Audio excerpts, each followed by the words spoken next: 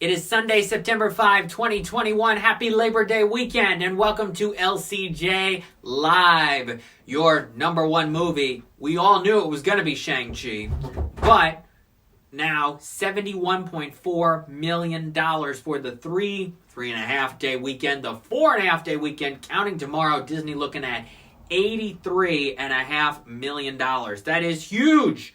Easily the biggest Labor Day weekend, opening weekend of all time, beating the Halloween movie from 14 years ago. And huge numbers, big numbers. That 83.5, more than what Black Widow did in the Friday to Sunday open that it had, but we're pretty on par here. Plus, Black Widow also had that Disney Plus simultaneous release. The only way to see Shang-Chi right now is to go to the theaters. I saw it at a drive-in theater. You can go to the drive-in theaters, or you can go to the indoor theaters. And $71.4 million, Disney is thrilled. Now, as of now, that 3-day start puts it at number 2 for the biggest opens in this in this pandemic period, under Black Widow. Black Widow made $80.4 million in those first 3 days. Shang-Chi, $71.4, just above the $70 million of F9, The Fast Saga.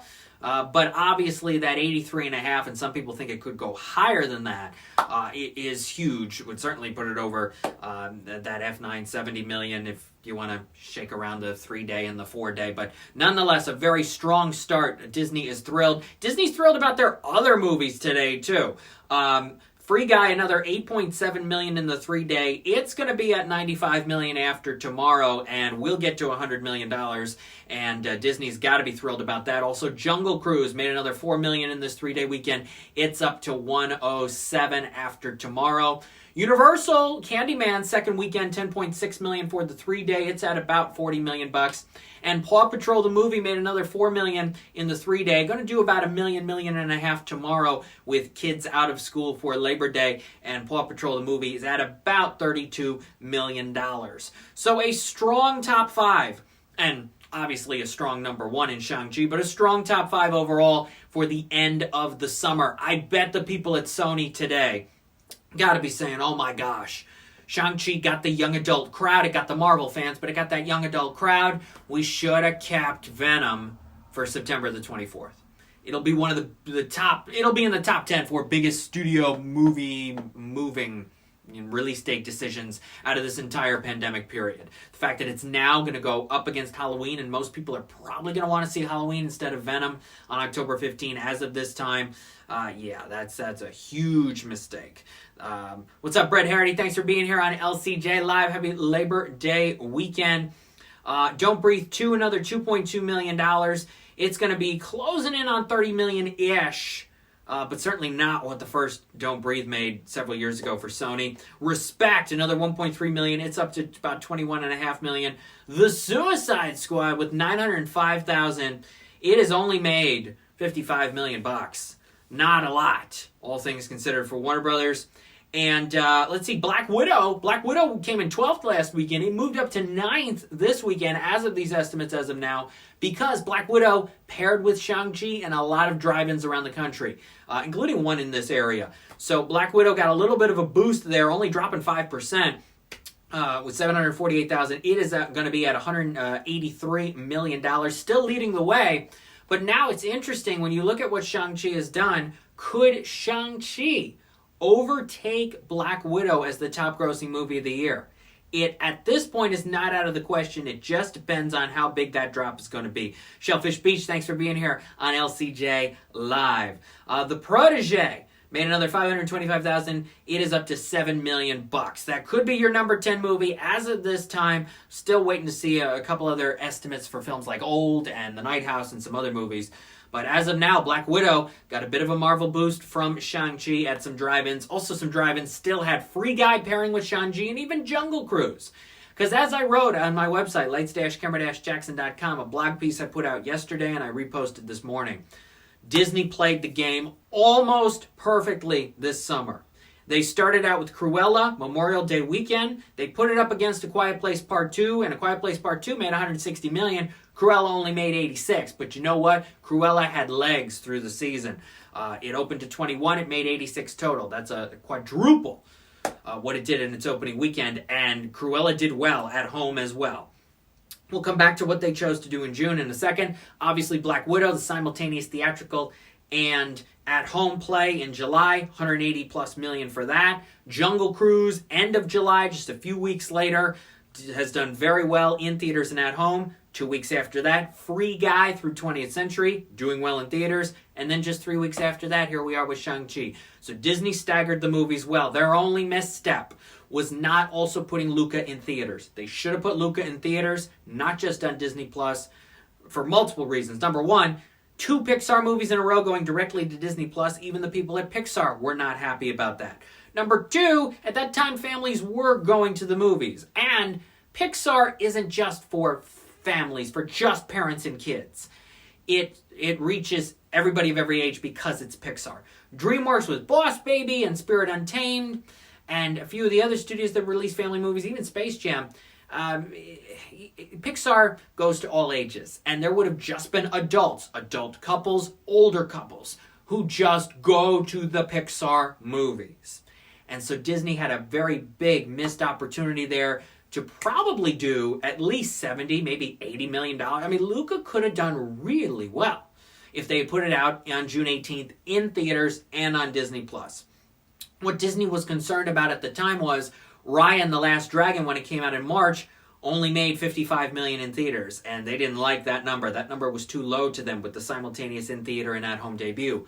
But by June, more adults had the vaccine, and they were confident to bring the kids to the movies, and there were a lot of drive-ins that would have shown Luca as well. So it was a big missed opportunity that the only theater that got to play Luca was the El Capitan in Hollywood, and the El Capitan in Hollywood, it made $80,000 in that weekend. It made about $130,000 total being at just one theater, which is huge. Because Pixar fans, most of them probably wanted to see Luca on the big screen and didn't get that chance. So that was Disney's only misstep this summer. Other than that, they succeeded with Cruella. They really succeeded with Black Widow. They very much succeeded with Jungle Cruise. They're really succeeding with Free Guy. And they're really now succeeding with Shang-Chi. So again, they played the game almost perfectly. If you want more analysis on how the other studios did this summer, go to lights-camera-jackson.com. Go to the blog section. I've got some analysis there. Some movies opening this week. Malignant, new horror movie from Warner Brothers. Also, The Card Counter, new drama from Focus Features. And the comedy Queen Pins, which I'm going to be screening very soon. And it's only playing in Cinemark and Cinemark subsidiary theaters before it goes to Paramount Plus on September 30. So we'll see how Queen Pins does in a limited open. The Card Counter seems to be going wide, as well as Malignant. Obviously, Shang-Chi is very likely going to be number 1 again next weekend. It's just a matter of how high can Malignant go for Warner Brothers to give Disney a run for its money. We will have to see. As I have written the last several days, Worth is one of the absolute best movies of the year. Happy 70th birthday to Michael Keaton. It is his 70th birthday, and he gives another fantastic performance in Worth, which is now playing on Netflix. Michael Keaton, what a renaissance. I mean, we had a preview of that in 2010 with Toy Story 3 and the other guys. But when 2014 came, yes, he was in RoboCop. Yes, he was in Need for Speed early in the year. But it was all about Birdman. And when I saw Birdman on Halloween 2014, I knew it was my favorite movie of the year. I love this movie. It's one of my favorite movies of all time. I love Birdman, and what an unbelievable, career-defining performance. Shellfish Beach, love him from Beetlejuice. Yes, I mean, Beetlejuice, iconic. Batman, iconic. But this modern era of Michael Keaton, when you talk about Birdman, then the next year, Spotlight, 2 Best Picture winners in a row. Then he played Ray Kroc in The Founder, which I thought he was phenomenal in, and more people should check out The Founder. Then Vulture in the Spider-Man Homecoming movie. Some other action movies. He's in The Protégé right now. But what he does as Kenneth Feinberg in Worth, this is kind of the subtle, low-key, but still amazing performance that's going to define his career. I mean, a lot of his other roles have been very showy. Birdman was a showy role. An incredible role, but a showy role. Spotlight, he was very good in that. A little more low-key, obviously, but what he did in The Founder, showy but fantastic. Birdman, Batman, Beetlejuice, even what he does in The Other Guys, and obviously voicing Ken in Toy Story 3. Quite a role there. Chick Hicks as well in Cars. But what he does in Worth is kind of the role that maybe Tom Hanks could have played 10 years ago and Kevin Costner could have played 10 years ago, but there's something about what Keaton does with it. He makes it his own, and he is so good. Amy Ryan deserves to be in the Best Supporting Actress conversation for her performance in Worth. And Stanley Tucci, and I've been reading the stories about Stanley Tucci, who revealed that he had cancer under the tongue about 3 years ago and was treated for that. He is really good in Worth as well. Stanley Tucci plays the foe in the equation. He's the foe to Michael Keaton's character in this battle for the 9/11 Victims Compensation Fund. And what Stanley Tucci does is he plays that kind of a person, that kind of role perfectly. His mannerisms, the tone of his voice, his inflections are just spot on. He has scenes with Keaton that are showdowns. They're not showdowns in the classic sense, which is another reason why I like the movie, because it doesn't overdo it. It's a phenomenal film. Worth. Check it out on Netflix. And new this week on Nickelodeon, the Smurfs. Now, a preview episode of the new CG series is tomorrow at 12:30 on Nickelodeon. Friday night at 7:30, official series premiere. And I talked with two of the writers, Peter Suslin and Amy Serafin. That new LCJ Q&A podcast episode with them is at lcj.podbean.com. It's also in the podcast section of lights-camera-jackson.com. And if you want to read the transcription of that interview, go to animationscoop.com. I'm going to have at least one new Animation Scoop Q&A this week. Looking forward to sharing that with everybody. You have any questions or comments? Did you see Shang-Chi? I started the drive-ins. What did you think of Shang-Chi? Let me know here on Twitter at LCJ Reviews. I've got my Smurf here to celebrate the Smurfs on tomorrow and Friday. And hope you all have a safe and happy Labor Day weekend. We are into September. Award season buzz is underway. I watched a film called Blue Bayou last night. I'll let you know soon if that's worth watching. And a lot of awards contenders are on the way. Over the next 4 months. It's getting to be that time where people are starting to see some films at festivals. I'm checking out movies, and Worth obviously deserves to be in the awards season consideration in that equation. It absolutely does. And we'll be getting more of those. The Eyes of Tammy Faye is coming in a couple weeks, and Dear Evan Hansen is later in September. So we'll see what's coming for the awards equation, but we're getting to that time of year. Speaking of awards, 2 weeks from today is the Primetime Emmy Awards. And when we're here in 2 weeks, on Sunday, September the 19th, which is also the 14th anniversary of the debut of Back to You, so that'll be fun to talk about. I'll do some Emmy predictions. I'll do some Emmy predictions in advance of that. Excited for the new Paul Thomas Anderson movie, says Brett Harity. Yeah, he's got a film coming. Guillermo del Toro's new movie is coming. Obviously, Steven Spielberg, West Side Story, if some of these movies come out. Big directors with big movies on the way. DJ Rachopo. I watched The Father the other night. I thought Hopkins was very good, but I found the film confusing. Yeah, Anthony Hopkins, a lot of people like his performance. I didn't love his performance. I didn't love Olivia Colman's performance. I didn't love the founder. I didn't love The Father much, because it tries to do a lot but gets muddled, and then it gets desperate towards the end and tries some things, and it just doesn't work. I can understand why you may have found it confusing. Other people may have found it confusing. I think it's on Starz now. Last night on HBO was the premiere of News of the World with Tom Hanks, and on Showtime last night, the premiere of The Mauritanian with Jodie Foster and Shailene Woodley. So those premieres were last night. We got some big HBO premieres on the way, including Those Who Wish Me Dead. The Angelina Jolie movie is coming on May 16, as I revealed that the other day. What else we got coming? We got some other HBO premieres. Mortal Kombat, September 18. Promising Young Woman, September 25. And Voyagers on October the 9th. Some more HBO premieres on the way. So yes, did you check out Shang-Chi? I think it's one of my least favorite Marvel movies. I didn't like Doctor Strange. I didn't like this. There are some surprise cameos. You definitely want to stay through the credits, though, if you haven't seen Shang-Chi yet. But, yeah, definitely some surprise appearances. But one of my least favorite, one of the least interesting Marvel Cinematic Universe movies that have been made so far. And then we've got 2 more, it looks like, for this year, if they still come out. Eternals in early November. And then the new Spider-Man movie coming out in December, if that still happens. I don't think we're done yet with some movies moving.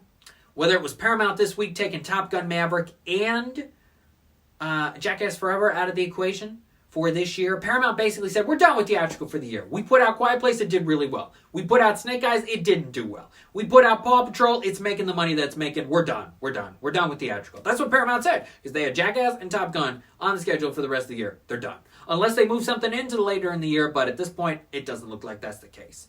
I don't know why they moved Jackass. I would not have changed that. I would have kept that for October. I know there's a lot of other young adult films coming out, and the Jackass fans would have still come out. February, winter, I don't know. It's just, I think some movies are still going to move. Doesn't seem like No Time to Die is going to move, but never say never. But we'll see what happens. I still feel like something's going to move. I don't know if it's West Side Story again. I don't think it's Dune at this point. I don't think it's Halloween at this point. Venom, who knows? I mean, Sony is making so many crazy decisions. Maybe it's Ghostbusters. But we'll see which ones it's gonna be. When we're back here next Sunday at 12 p.m. Eastern for another LCJ Live, we'll see how Malignant, The Card Counter, and Queen Pins do. You get my thoughts this week on Queen Pins and The Card Counter and more. New Animation Scoop Q&A. Thank you, Shellfish Beach.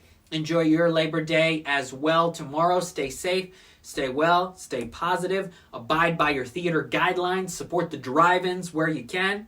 Talk about those movies next week. We'll preview some other films coming out on the 17th. A big weekend of movies. A lot of films, either in the theaters or at home or a combination of the two, including Clint Eastwood's new movie, Cry Macho, which I will say this now. I think Cry Macho is going to do better than you're probably thinking it's going to do.